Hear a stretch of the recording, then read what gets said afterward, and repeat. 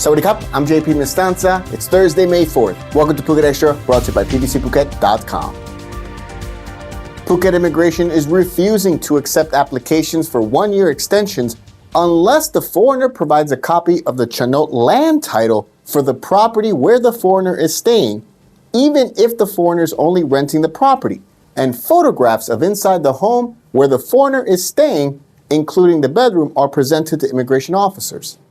The requirements were confirmed by a squad leader at Phuket Immigration, who refused an application on these grounds earlier on Wednesday. The requirement for a foreigner to provide a copy of a Chanot title for a property that the foreigner does not own appears to be an attempt by Phuket Immigration to hold foreigners staying in Phuket responsible under Section 38 of the Immigration Act, which applies only to landlords and householders. During the TM30 debacle, it was confirmed by previous Phuket immigration chiefs that applications for one-year permits to stay will not be refused for information that foreign applicants are not required to provide under immigration laws. Phuket Immigration Chief Police Colonel Tanet Sukchai yesterday dodged the question whether the officer was yesterday legally empowered to refuse the application on the grounds previously mentioned. He presumed the officer has the right. Regarding the photographs required of inside the home where the foreigner is staying, the Phuket News has previously been informed of one incident where a foreigner was asked to do a, quote, walkthrough of the home where he was staying to show an immigration officer through a video chat on a mobile phone what the home looked like, a procedure that normally requires a search warrant approved by a court for an officer to enforce. Colonel Tanet Sukcha told the Phuket News, quote, "It's the Phuket crime-free scheme. If a foreigner is staying in a place, the person must have photos to prove that he or she is really staying there." Asked specifically about the need for a foreigner renting a property being required to present a copy of the Chanot title deed, Police Colonel Tanet said, "It's back to the question of what job the foreigner does. It is case by case." The Phuket News has informed several consuls on the island of the new rules to refuse applications on the two issues previously mentioned. For more, visit thephuketnews.com. A police lieutenant colonel who is the ex-husband of suspected serial cyanide killer Aem Cyanide has been fired from the force, arrested, and charged with related crimes. Police Lieutenant Colonel Vitun Rangsiwutapon, Deputy Superintendent of the Suwanpung Police Station in Ratchaburi Province, was charged with receiving stolen property, jointly forging official documents, and jointly using forged official documents, according to the Bangkok Post. The 39-year-old has also been sacked from the police force. Investigators sought an arrest warrant after learning that the ex-husband had picked up his former wife, 36-year-old Sararat Aem Rangsiwutapon, in Udon Thani after the death of her boyfriend, Sutisak Pungkwan, who passed out at a petrol station in Nonghan district after making merit with Miss Sararat at a local temple and having a meal with her at a restaurant. Police believe Sutisak was one of 15 victims of Miss Sararat, who has been dubbed Aem Cyanide, because cyanide was believed used to kill them. 14 of the victims died, with 2 policewomen, one a major and the other a captain, are among the dead. The suspected serial murders began in 2020 and continued until last month, when the last victim, a woman named Siripon from Kanchanaburi province, died while making merit with Sararat in Ratchaburi on April 14th. Police say financial problems were the motive for carrying out the cyanide murders. For more, visit thephuketnews.com.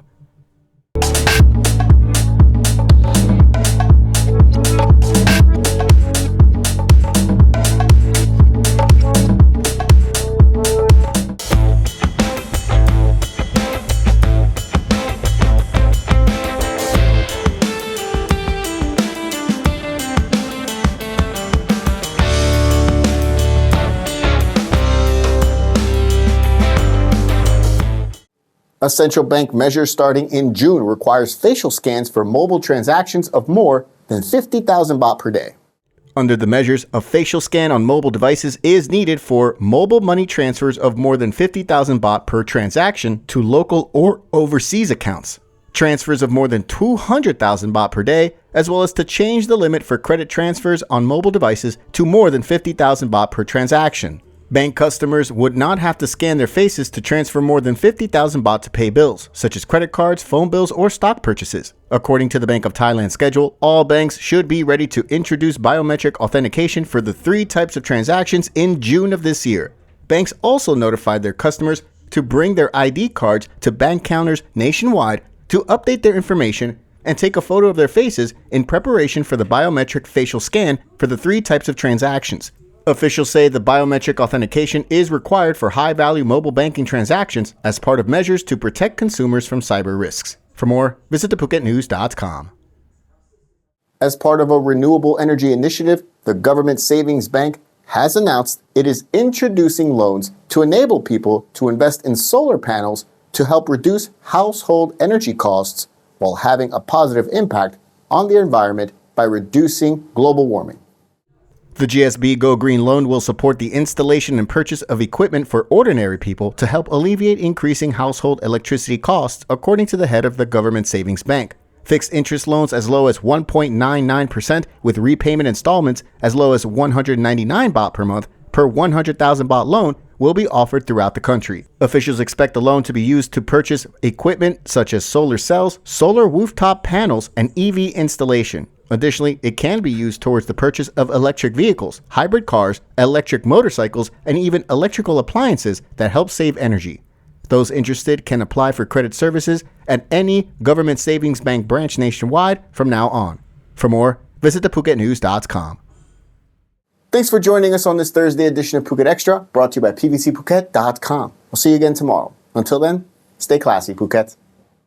Phuket's rapid modernization has made it one of the world's premier holiday destinations. Investors can still buy quality condominiums for as low as $75,000 and luxury properties can go all the way up to 20 million.